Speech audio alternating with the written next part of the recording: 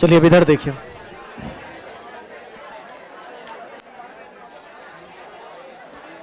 शांत हो जाइए, आपकी आवाज यहाँ आ रही है। कोई भी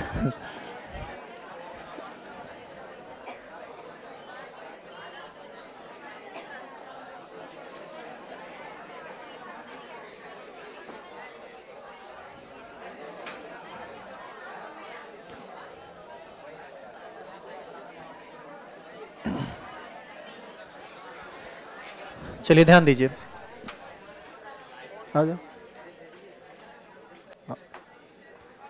शुभम कोई है? देखो भाई, सुनिए। पिछला दिन आप पढ़े थे ठोस के बारे में और घटक कण की व्यवस्था कैसी है, सुव्यवस्थित या अव्यवस्थित, उसके आधार पर उसके प्रकार के बारे में। एक था क्रिस्टलीय ठोस और एक था अक्रिस्टलीय ठोस। यदि अरेंजमेंट सुव्यवस्थित है तो क्रिस्टलीय और सुव्यवस्थित नहीं है तो अक्रिस्टलीय। फिर आप पढ़े क्रिस्टलीय ठोस और अक्रिस्टलीय ठोस के अंतर के बारे में। जब आप अंतर पढ़ रहे थे तो वहां पर एक चौथा अंतर था। एक होता है विषमदैशिक और एक होता है समदैशिक। हमारे ख्याल से उस पर कोई काम नहीं हुआ था, उसको आप नहीं समझ, चौथा अंतर नहीं ना समझ पाए थे। तो आज हम सबसे पहले विषमदैशिक और समदैशिक का मतलब समझेंगे और फिर उस अंतर को देखेंगे कि वो अंतर क्या है।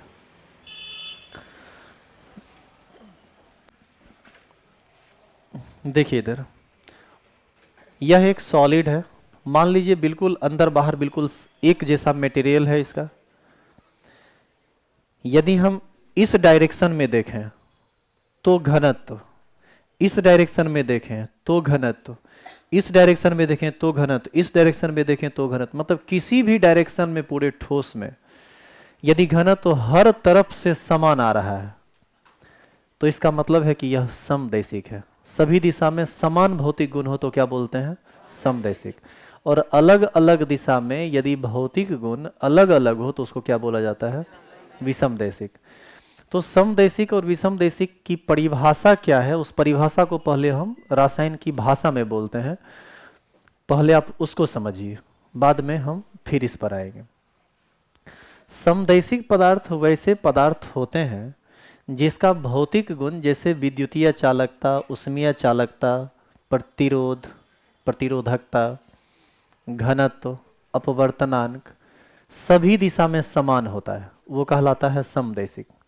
और वह ठोस जिसका ये सब गुण अलग अलग दिशा में अलग अलग होता है उसको हम लोग कहते हैं विषमदैशिक।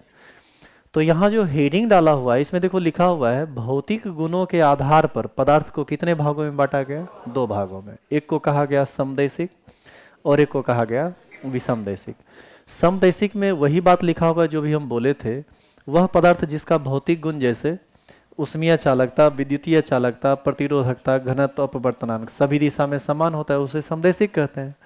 और यहाँ लिखा हुआ है अलग अलग दिशा में अलग अलग होता है उसे विषमदैशिक कहते हैं। तो पहले आप ये बताइए कि समदैशिक और विषमदैशिक का एक्चुअल मतलब समझ में आया कि इसका मतलब क्या है? तो ये अभी आप समझ रहे थे समदैशिक और विषमदैशिक को।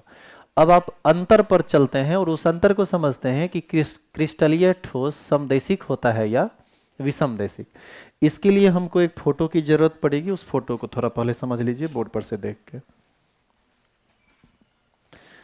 देखो ध्यान से, Na+Cl- Na+Cl-। मान लेते हैं कि हम NaCl के ठोस का निर्माण कर रहे हैं। NaCl का यदि आप ठोस लोगे तो निश्चित है कि उसमें एक होगा धनायन और एक होगा ऋणायन। Na+Cl- Na+Cl- इस तरह से होगा। Na+Cl- Na+Cl- फिर Cl- Na+Cl- Na+। दो धनायन तो एक साथ कभी भी रहेगा नहीं, क्योंकि धनायन धनायन एक दूसरे को क्या करेगा? रिपेल करेगा। तो इस तरह से हम कुछ धनायन को और कुछ ऋणायन को सजा दिए।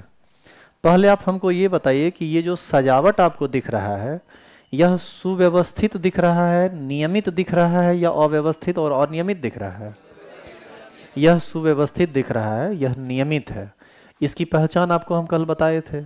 इसकी पहचान ये है कि इससे आगे यदि हमको इसको अरेंज करना हो तो हमको पता है कि कहाँ पर कौन रहेगा। जैसे Cl- यहाँ है तो यहाँ पर क्या बोलेंगे आप? Na+। यदि आपको ये पता है कि यहाँ Na प्लस ही है, इसका मतलब ये सुव्यवस्थित है, इसलिए आपको पता है Na प्लस है। यदि सुव्यवस्थित नहीं होता तो कोई कहीं रहता, तब आप कहते Cl माइनस भी हो सकता है। तो ये सच में सुव्यवस्थित है। अब बताइए, यदि सुव्यवस्थित व्यवस्था है ये, तो ये क्रिस्टलीय ठोस के अंतर्गत आएगा या अक्रिस्टलीय ठोस के अंतर्गत? क्रिस्टलीय ठोस के अंतर्गत आएगा। तो यह एक क्रिस्टलीय ठोस है।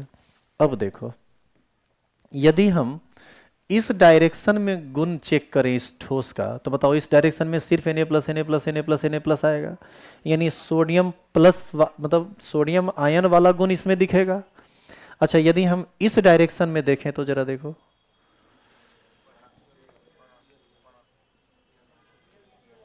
इस डायरेक्शन में यदि हम देखें तो बताओ तो अब कैसा गुण दिखेगा? Na plus Cl minus, Na plus Cl minus, यानी धनात्मक ऋणात्मक धनात्मक ऋणात्मक दोनों गुण दिखेगा। इसमें क्या दिखा था? सिर्फ प्लस, प्लस वाला। इसमें क्या दिखा? सिर्फ, इसमें दिखा प्लस माइनस प्लस माइनस। अब जरा बताओ कि इसमें कौन सा गुण दिखेगा? माइनस माइनस वाला। तीन गो पॉसिबल डायरेक्शन था, और तीनों पॉसिबल डायरेक्शन में जब हम इसको चेक किए तो यहाँ पर गुण अलग अलग आया। इसका मतलब है कि क्रिस्टलीय ठोस में अलग अलग दिशा में उसका गुण अलग अलग आया। तो ये समदैशिक हुआ या विषमदैशिक? ये विषमदैशिक हुआ ना। अलग अलग दिशा में अलग अलग गुण आ जाए तो विषमदैशिक, और सभी दिशा में समान गुण आ जाए तो समदैशिक। तो कल वाला चौथा अंतर आप देखिए, चौथा अंतर में लिखा हुआ है क्रिस्टलीय ठोस में यह विषमदैशिक प्रकृति के होते हैं, और इस तरफ क्या लिखा हुआ है? समदैशिक। अब देखो समदैशिक कैसे है। मान लो कि इसको हम हाथ से मिला दिए, लो मिल गया बढ़िया से। जैसे ही मिला, इसका मतलब है कि इसका व्यवस्था अव्यवस्थित हो गया। अब हम किधरों देखेंगे तो लगेगा Na plus Cl minus Na plus Cl minus है, क्योंकि कोई एडजस्ट किया हुआ नहीं है। तो इसको इस एग्जाम्पल से भी बेहतर समझा जा सकता है। तो उम्मीद कर सकते हैं कि, उम्मीद करें हम आपसे कि क्रिस्टलीय और अक्रिस्टलीय ठोस में जो ये अंतर था समदैशिक और विषमदैशिक वाला, समझ गया। इसको एक लास्ट एग्जाम्पल से फिर हम आपको समझाते हैं, उससे समझिए, शायद इससे भी बेहतर उसमें समझ में आ जाए।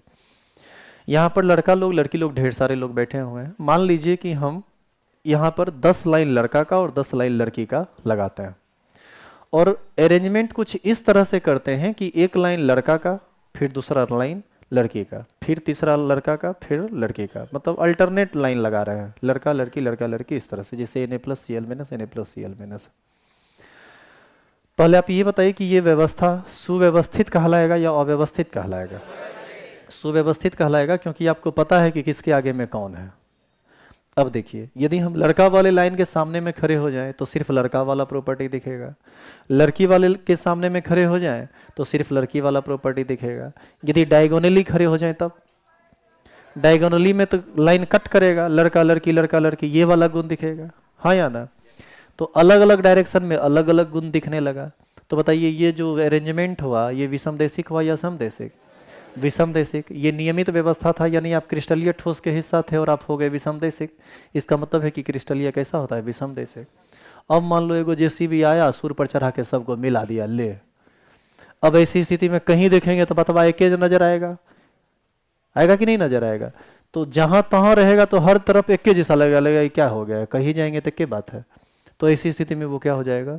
समदैशिक। कल टेलीग्राम चैनल पर एक फोटो भेजे थे हम, भुट्टा वाला फोटो था। उसमें आप देखे होंगे एक में दाना जहीं तय है और एक में दाना बिल्कुल सीक्वेंस में। उसमें देखो कितना बढ़िया लिखा हुआ है, एक तरफ क्रिस्टलाइन और दूसरी तरफ एमॉर्फस। क्रिस्टलाइन को ही ना क्रिस्टलीय और एमॉर्फस को क्रिस्टलीय बोलते हैं। तो इस तरह से क्रिस्टलीय और क्रिस्टलीय पूरी तरह से समाप्त हुआ। इसको आप लिख लीजिए। ये अंतर हो गया था ना पूरा। लिखेंगे भौतिक गुणों के आधार पर पदार्थ दो प्रकार के होते हैं। हेडिंग परिभाषा फिर हेडिंग परिभाषा, दोनों को लिख के खत्म कीजिए। आप हेडिंग जब भी लिखेंगे तो हिंदी में पहले लिखेंगे, इंग्लिश में बाद में, क्योंकि आपका प्राइमरी लैंग्वेज हिंदी है। बस आज ही भर लिखने वाला बात है, कल से लिखने वाला बात बहुत कम है, ना के बराबर। कल से सॉलिड स्टेट एक्वैक बहुत भारी हो जाएगा। जितना आसान अभी लग रहा है ना, इतना आसान नहीं है। आपका एक को चैप्टर इतना आसान नहीं है, सब चैप्टर में बहुत माथा लगाना पड़ता है।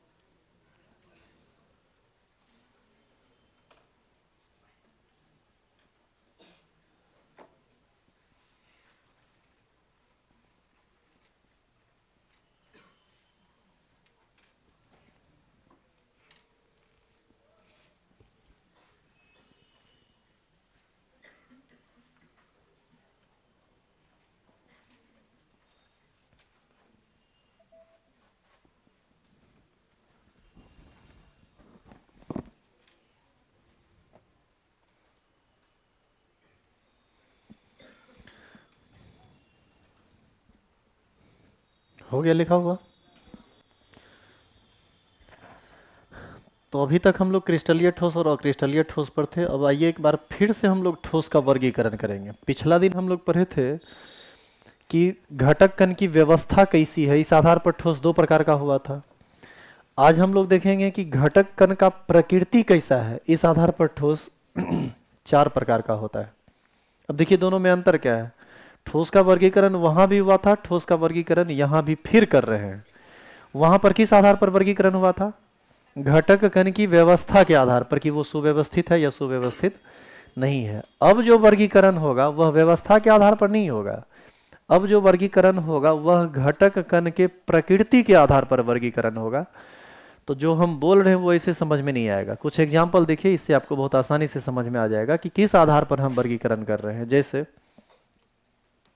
देखना इधर, यदि हम लोहा का एक टुकड़ा लें तो बताओ इसमें तो सिर्फ और सिर्फ लोहा का परमाणु होगा, तो इसका जो घटक कण है वह हो गया परमाणु, मतलब लोहा का घटक कण हो गया परमाणु। लेकिन मान लो यदि हम एक बर्फ का टुकड़ा ले लें तो बर्फ का टुकड़ा भी तो एक ठोस है। अच्छा, बर्फ किस चीज से बना होगा? जल से। जल का फॉर्मूला क्या होता है? H2O। तो इसमें जो घटक कण होगा वह परमाणु नहीं होगा, इसमें जो घटक कण होगा वह क्या होगा? अणु। अब बताइए दोनों की प्रकृति बदली कि नहीं? यह परमाणु है तो यह अणु है। अच्छा, यदि हम NaCl का टुकड़ा ले लें तो उसमें होगा Na प्लस Cl माइनस, मतलब धनायन होगा और ऋणायन होगा। तो आप बताइए कि यहाँ घटक कण परमाणु है, यहाँ घटक कण अणु है, यहाँ घटक कण आयन है। इस तरह से आगे इसको और जब डिटेल में पढ़ेगा तब कुल मिला के आपको समझ में आएगा कि घटक कण की प्रकृति के आधार पर ठोस को चार भागों में बांटा गया। एक को कहा गया आणविक ठोस, एक को आयनिक नहीं आणविक, आणविक ठोस। दूसरा को कहा गया आयनिक ठोस। तीसरा को कहा गया सहसंयोजन ठोस या सहसंयोजक ठोस। और चौथा को कहा गया धात्विक ठोस। तो यहाँ तक पूरा कर लिए। तो उस सबको हम एक एक करके पढ़ेंगे तो समझते चलेंगे। फिलहाल आप हेडिंग डालिए, लिखें, लिखिए तो घटक कण की प्रकृति के आधार पर, यहाँ बोर्ड पर लिखा हुआ भी है, घटक कणों की या अवयवी कणों की प्रकृति के आधार पर ठोस चार प्रकार के होते हैं। स्टार लगाइए, हेडिंग डाल के लिखिए।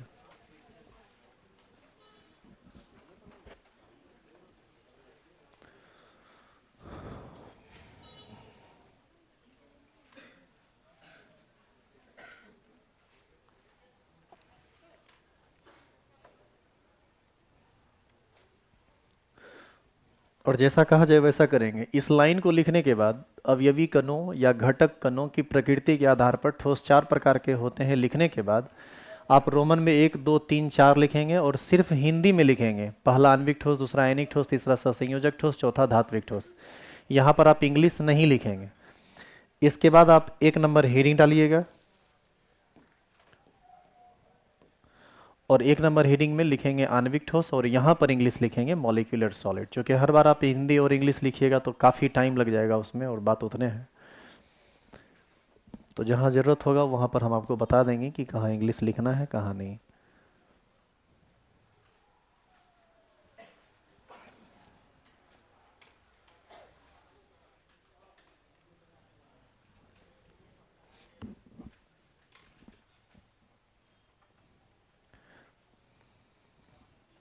मोबाइल वो साइलेंट कर लो, जिसका भी बज रहा है उसको साइलेंट कर लीजिए या फ्लाइट मोड में डाल दीजिए या ऑफ कर लीजिए।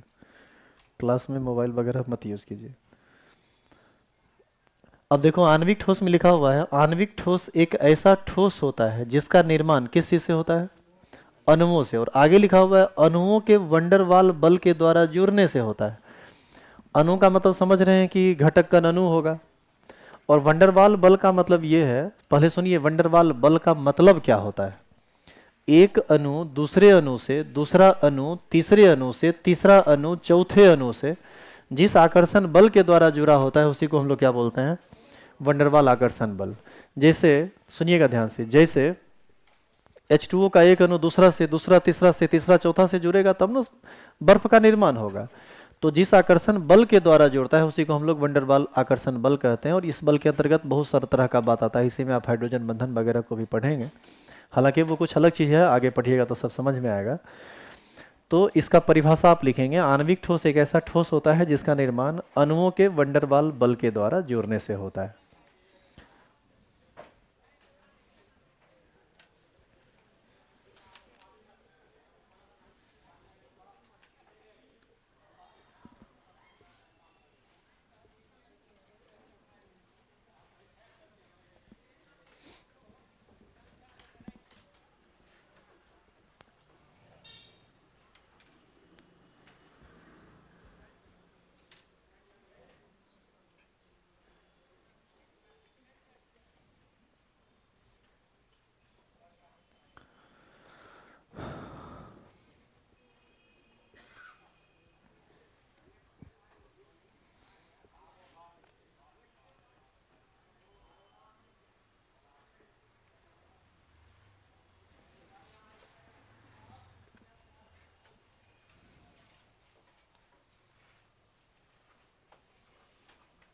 लिख लिया।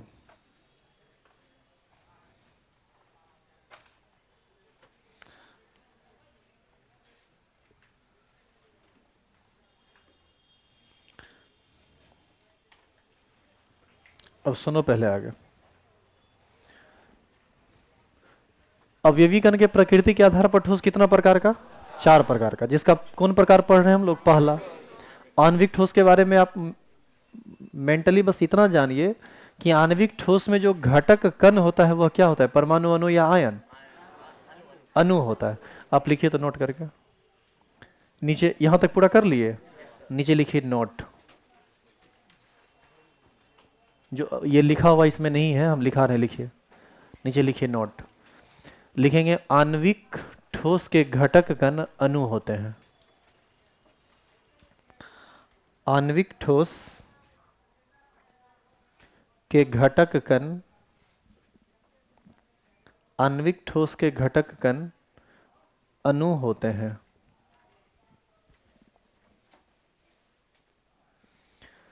अब आप रुकिए और सुनिए। अब जानिए आणविक ठोस को फिर क्लासिफाई किया गया है और आगे चल के ये मतलब फर्दर क्लासिफाई किया गया है। आणविक ठोस भी कितना प्रकार का होता है? 3 प्रकार का। हम लोग पढ़े ठोस का प्रकार 4 प्रकार का। उस 4 प्रकार में एक प्रकार था आणविक ठोस, और ये आणविक ठोस भी कितना प्रकार का होता है? 3 प्रकार का। नीचे एरो देके लिखेंगे आणविक ठोस 3 प्रकार के होते हैं।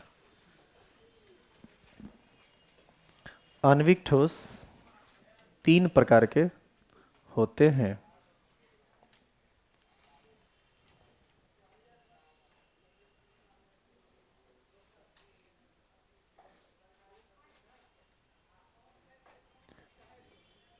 अब देखो उसमें हम लोग A number, B number, C number करके लिखेंगे। पहले रुको, लिखना मत। अब जो 3 प्रकार का होता है उस सबको पहले तुम समझ लो तब लिखना। इधर देखो। अच्छा आप ये बताइए कि H और Cl के बीच सिंगल कोवैलेंट बॉन्ड का निर्माण होता है। आबंधित इलेक्ट्रॉन को रहना चाहिए बीच में, लेकिन ये दोनों इलेक्ट्रॉन बीच में नहीं रहकर शिफ्ट कर जाता था किसके तरफ?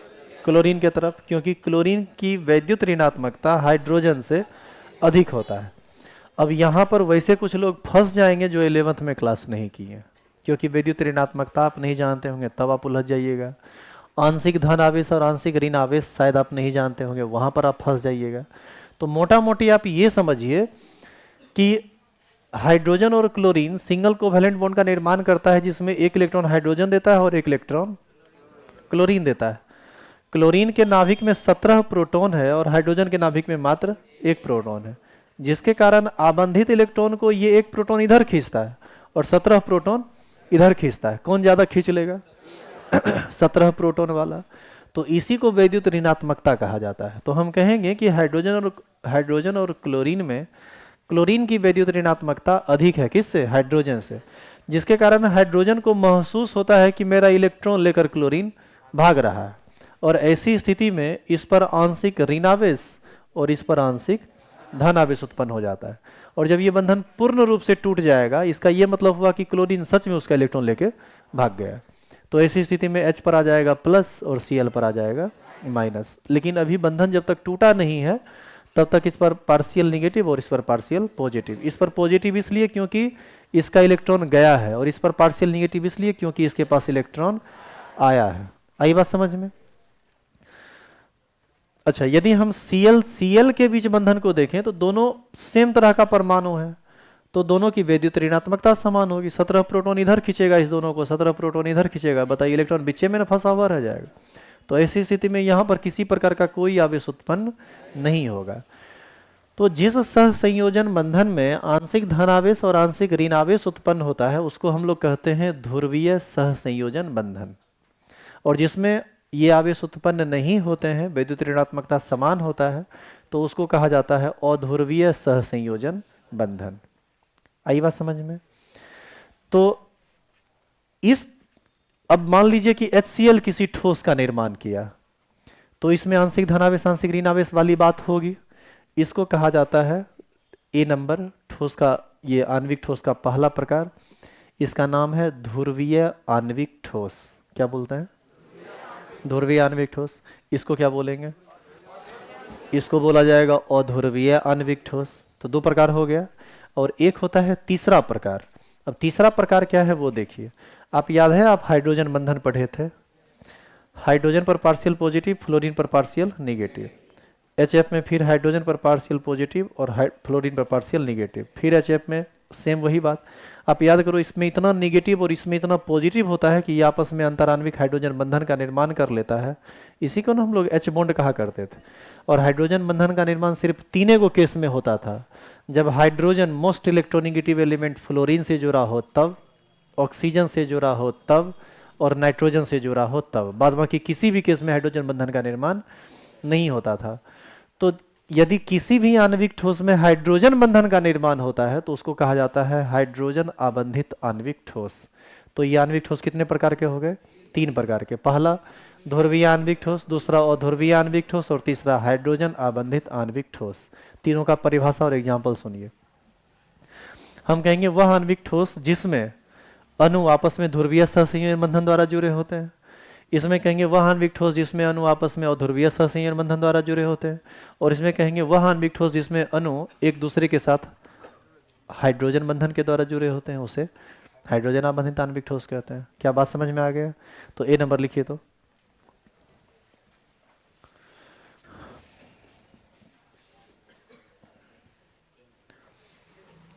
ए नंबर पर पहुंचे हुए हैं आप ना? लिखिए ध्रुवीय आणविक ठोस।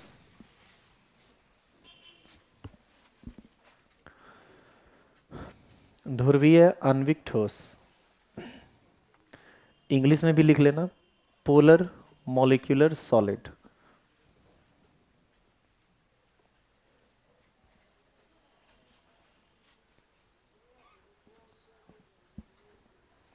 और अभी जो हम बोले हैं वही परिभाषा लिखा हुआ है, एग्जाम्पल भी वहां पर है, आप सबको लिख लीजिए।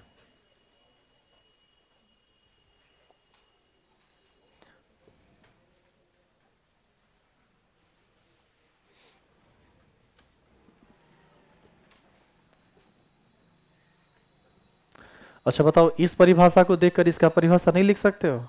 क्या होगा बताइए तो? खाली इसमें ध्रुवीय की जगह क्या हो जाएगा? अध्रुवीय। तो दोनों को लिख लीजिए। पहले इसका परिभाषा एग्जाम्पल, फिर इसका हेडिंग, इसका परिभाषा। हालांकि आगे सब लिखा हुआ है, लेकिन कोशिश कीजिए कि आप खुद से भी कुछ कुछ काम कर सकें। जितना ज़्यादा तुम दिमाग का यूज करोगे उतना दिमाग से तेज बनोगे। और आज के डेट में तेज आदमी का ही काम है। जो स्लो है, भोपट है, उसका कोई मतलब ही नहीं है इस दुनिया में। काफ़ी संघर्षमयी जीवन हो जाएगा। फंटिसबाज नहीं बनना है, लेकिन तेज बनना है। फंटिसबाज समझता है? हम भी नहीं समझते हैं। हमको खाली वर्ड पता है कि होता है कुछ निगेटिव सेंस में।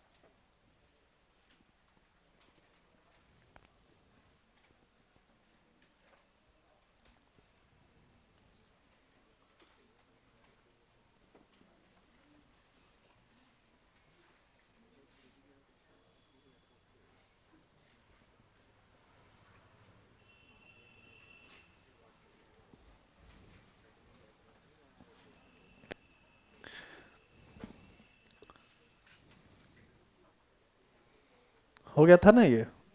तो ये एग्जाम्पल उतार लीजिए। दूसरा का परिभाषा यहाँ बोर्ड पर लिखा हुआ है जो हम बोले थे, और एग्जाम्पल लिख लीजिए। तीसरा नंबर हेडिंग डाल दीजिए। तीसरा नंबर हेडिंग जरूर डालना, लेकिन ये परिभाषा लिखना मत, ये थोड़ा उलझा हुआ परिभाषा है, हम इसको आसान भाषा में लिखा देते हैं।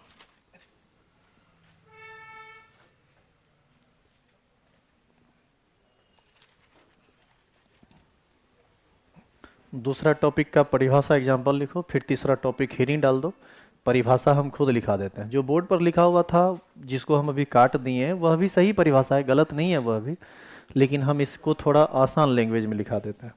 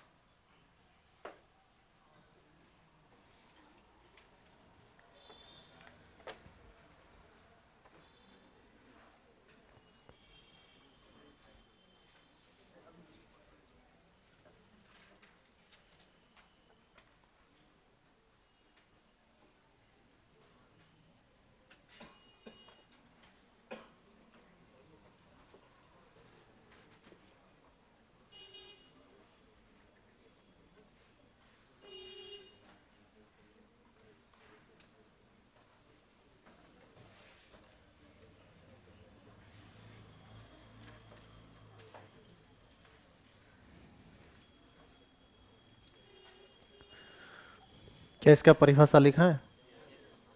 लिखिए, तो वह आणविक ठोस, हाइड्रोजन आबंधित आणविक ठोस का परिभाषा लिखा रहे हैं। लिखिए, वह आणविक ठोस जिसमें जिसमें अणु जिसमें अणु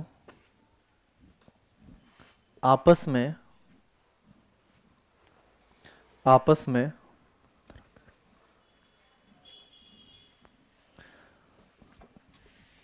हाइड्रोजन बंधन हाइड्रोजन बंधन के द्वारा हाइड्रोजन बंधन के द्वारा जुड़े होते हैं, हाइड्रोजन बंधन के द्वारा जुड़े होते हैं, उसे उसे हाइड्रोजन आबंधित आणविक ठोस कहा जाता है। उसे हाइड्रोजन आबंधित आणविक ठोस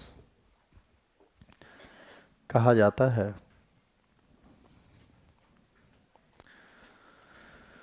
एग्जाम्पल में लिख दीजिए H2O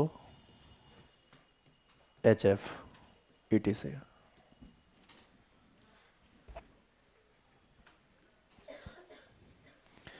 तो अभी जो आप पढ़ रहे थे ठोस के प्रकार, उसमें पहला प्रकार पूरी तरह समाप्त हुआ। कौन था वो? आणविक ठोस। आणविक ठोस पढ़े, फिर आणविक ठोस के प्रकार पढ़े। अब आ जाइए दूसरा नंबर पर जिसका नाम है आयनिक ठोस, और ये सब फटाफट खत्म हो जाएगा, एक एक लाइन का परिभाषा है। लिखेंगे दूसरा आयनिक ठोस।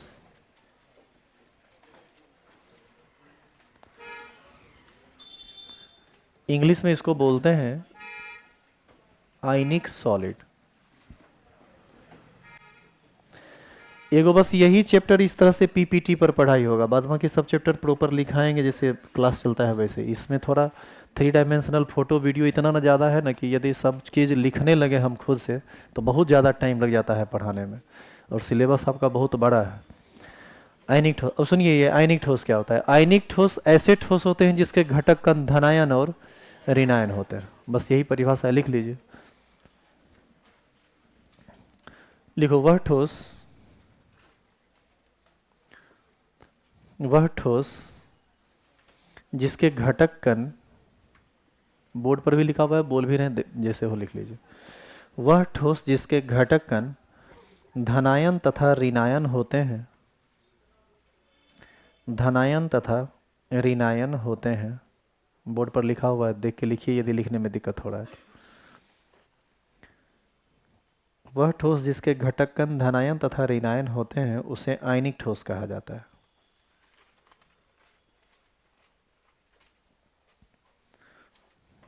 उसे आयनिक ठोस कहा जाता है।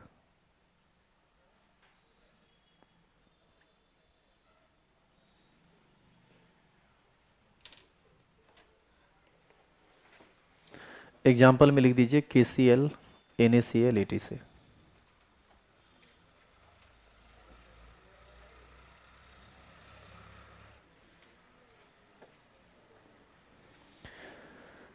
फिर तीसरा नंबर लिखिए, सह संयोजन ठोस, इंग्लिश में इसको बोलते हैं कोवैलेंट सॉलिड।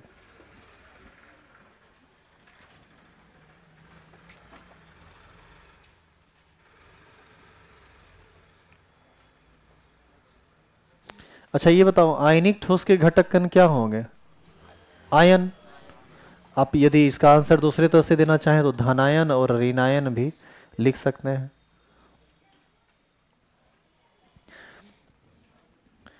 क्या आप सहसंयोजक ठोस या सहसंयोजन ठोस लिख चुके हैं हेडिंग? तो रुक जाइए, आप पहले आप इसको समझिए क्या है।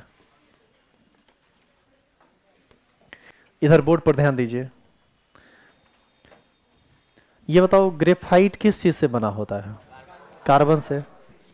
और हीरा किस चीज से बना होता है? दोनों कार्बन से बना होता है। जानिए दोनों का दोनों कोवैलेंट सॉलिड का एग्जाम्पल है। मतलब जो जो आप हेडिंग अभी लिखे हैं ना, इसी का उदाहरण है। अब थोड़ा इधर देखिए, कार्बन कितना बॉन्ड बनाता है? 4।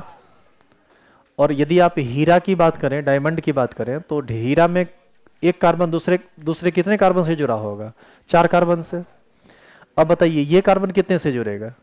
ये भी 4 से जुड़ेगा। देखो 4 से जुड़ गया। ये भी कितने से जुड़ेगा? ये भी कितने से जुड़ेगा? ये भी कितने से जुड़ेगा? अब देखो ये कितना से जुड़ेगा? तुमको ऐसा नहीं लगता है कि सब 4-4 से लगातार जुड़ता हुआ चला जाएगा और काफी जटिल संरचना का निर्माण करेगा? लगेगा ऐसा कि कार्बन का जाल बिछ गया है। तो बताइए इस टाइप का बात पिछला किसी सॉलिड में नहीं हुआ था। तो इसमें ये एक ऐसा ठोस होता है जिसमें घटक कण प्रायः परमाणु होता है, कभी कभी अणु भी होता है, लेकिन इसमें प्रायः घटक कण क्या होते हैं? परमाणु। और ये परमाणु आपस में एक दूसरे के साथ सह संयोजन बंधन द्वारा जुड़ा होता है और एक जाल का निर्माण करता है।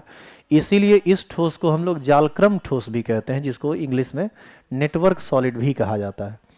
तो इसीलिए इसका देखो परिभाषा लिखा हुआ है, वह ठोस जिसका अवयवी कण एक दूसरे से सहसंयोजन बंधन द्वारा जुड़ा होता है तथा जालक का निर्माण करता है, उसे सहसंयोजक ठोस कहते हैं। और इसी में जब आप इतना लिख लेंगे तो इसी में आप एक लाइन और लिख लेंगे कि इसे जालक्रम ठोस भी कहा जाता है। तो इसका परिभाषा लिखिए और एग्जाम्पल लिखिए।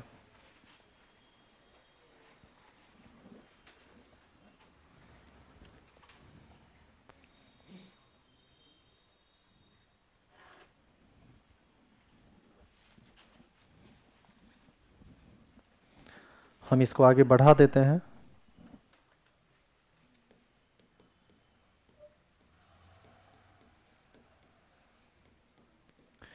इसे जालक्रम ठोस, इंग्लिश में इसको नेटवर्क सॉलिड भी कहते हैं।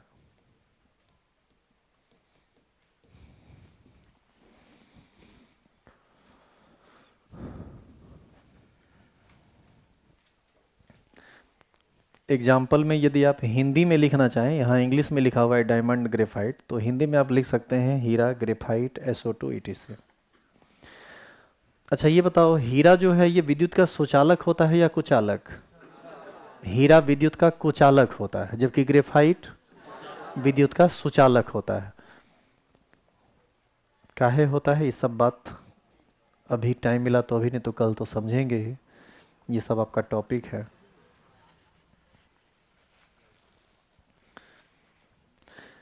एक्चुअल में अभी जो आप पढ़ रहे हैं ना, ये है सॉलिड स्टेट का परिचय, इंट्रोडक्शन। अभी आप पढ़ रहे हैं ठोस और ठोस के प्रकार। इसका कंसेप्ट अभी तक आया कहाँ है? अभी तक तो आप इसका 9वें ठिकाना पूछ रहे हैं कंसेप्ट इसका अब स्टार्ट होगा। जैसे ही धात्विक ठोस इसका चौथा प्रकार समाप्त होगा, परिचय समाप्त और चैप्टर का मेन कंसेप्ट स्टार्ट। कल का आधा से ज़्यादा क्लास आपको वीडियो दिखाने में चला जाएगा, नहीं तो समझ में कुछ नहीं आएगा। इतना इतना जटिल चीज़ है आगे अब, और लगातार जटिल जटिल रहेगा। क्लास रेगुलर रहिएगा, हल्का में मत लीजिएगा सॉलिड स्टेट को कि कितना बढ़िया है 2 लाइन लिखे कितना बेजोर समझ में आया, वैसे नहीं चलेगा ये चैप्टर। ये चैप्टर जिसको समझ में आता है 100% समझ में आता है, जिसको समझ में नहीं आता है, कुछ समझे में नहीं आता है, क्या बोलने लगेगा पागल हो गए हैं। कल से अभी तक तो लिखने वाला बात था, अभी तक तो सबको समझ में आया ही होगा। क्या एग्जाम्पल लिख चुके हैं आप? नहीं कॉपी कहाँ बंद किया? अरे हेडिंग डालेगा ना, धात्विक ठोस चौथा एकदम एक पैर रहता है क्लास के बाहर। चलिए हेडिंग डालिए तो, धात्विक ठोस। और आप एक काम करेंगे, धात्विक ठोस का परिभाषा और एग्जाम्पल तक लिख लीजिए। कल जब हम आएंगे तो इसको बहुत डिटेल में समझाएंगे। ये इंपॉर्टेंट टॉपिक है, VVI लगा के लिखना।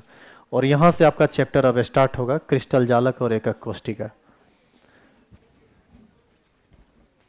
इस हेडिंग को आप लिख लीजिए, परिभाषा लिख लीजिए, एग्जाम्पल लिख लीजिए। इस सब को समझाने का काम हम कल करेंगे। कहे कि ये 2 मिनट में समझने का चीज़ है नहीं, इसमें बहुत मथा लगाना पड़ेगा आपको। अच्छा एक बात बताइए, मेटल कोई भी मजबूत होता है, जैसे लोहा काफ़ी मजबूत ठोस है, तो बताइए तो लोहा में कैसा बंधन होता है? एक परमाणु दूसरे से किस बंधन के द्वारा जुड़ा होता है? वो जुड़ा नहीं, सहसंयोजन बंधन से नहीं जुड़ता है। मेटल कभी भी सहसंयोजन बंधन का निर्माण नहीं करता है। आप कहेंगे आयनिक बंधन, तो आयनिक बंधन धातु और अधातु के बीच बनता है। इसमें कैसा बंधन है जो ये इतना मजबूत होता है? इसमें होता है धात्विक बंधन। और धात्विक बंधन क्या होता है ये आप अभी तक नहीं जानते हैं। इसी सब चीज़ को हम कल क्लियर करेंगे। इंटरेस्टिंग टॉपिक होगा ये। इसी से आप, यहीं से आप समझेंगे कि क्यों कोई धातु विद्युत का सुचालक होता है, विद्युत का सुचालक होने के लिए क्या कंडीशन है। इन सब बातों को कल आप समझेंगे। यहीं पर आप हीरा को समझेंगे कि ये कुचालक क्यों है, यहीं पर आप ग्रेफाइट को समझेंगे कि ये सुचालक क्यों है, यहीं पर आप समझेंगे कि ग्रेफाइट और डायमंड दोनों कार्बन का होने के बावजूद भी हीरा चमकीला होता है, जबकि कार्बन दुनिया का सबसे काला चीज़ है। इस सब के पीछे का रीजन क्या है? तो ये एक ऐसे भी जानने के पॉइंट ऑफ व्यू से इंटरेस्टिंग चीज़ होगा। इसको आप अभी लिख के छोड़ दीजिए, इससे आगे का बात हम लोग कल करेंगे।